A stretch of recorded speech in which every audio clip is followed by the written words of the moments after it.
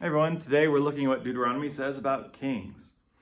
When you enter the land Yahweh your God is giving you, and you take possession of it and settle in it, and you say, let's appoint a king over us like all the other nations around us. And you can indeed appoint a king over you that Yahweh your God chooses. You can appoint over you a king who's one of your fellow Israelites. You're not allowed to appoint over you a foreigner who is not one of your fellow Israelites. However, the king must not acquire a lot of horses, and you must not return the people to Egypt in order to acquire more horses, because Yahweh told you, you must not go back that way again. The king must not take numerous wives, so that his heart does not go astray, nor can the king acquire a lot of silver and gold. He must read from this instruction every day of his life so that he learns to revere Yahweh his God by keeping all the commands of this instruction and these laws by doing them, and not considering himself better than his fellow Israelites and turning from the commandment to the right or to the left. So we hear this description of what kings are not supposed to do, and if you know much about Israel's history, maybe this sounds familiar, right? Maybe this sounds a little like King Solomon and others. But I think maybe a better question is, does this sound like us and what we expect of our leaders and who we look to? Now again, these are not laws for an American president. Presidents and kings are very different. A lot of things are very different. But again, if we're looking at Deuteronomy and trying to find principles that display love for God and love for neighbor, is there anything in here that would help us to be better at practicing love and practicing justice? Again, I think there are.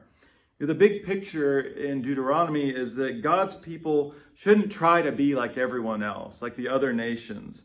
And that especially is applicable for leadership. When he says, don't go back to Egypt, that's a way of saying, don't go back to that way of thinking, to that empire mindset. That's all about power and domination. That's not the way that they were meant to be, and it's not the way that we should be either. He talks about horses is really a way of talking about military. When he talks about wives, that's really about alliances or powerful interest groups that can get you something. And when he talks about wealth, well, that's about wealth. That's still pretty much the same, right? How much do we rely on those same things to keep us safe, to save us? Right? There's a place for all of them. Deuteronomy really is warning about just too much, not saying we can't have any of it, but again, you want to see what matters to us? Well, just look at the budget in our country. Where your treasure is, there your heart will be also. I'll tell you our priorities, and it matters. We do confess Christ as our true king. And so we believe that he is that king because he follows these instructions by rejecting power, by rejecting wealth. But if commitment to his kingdom doesn't shape the way that we interact with and live in our earthly kingdoms, then that commitment to him is sometimes meaningless.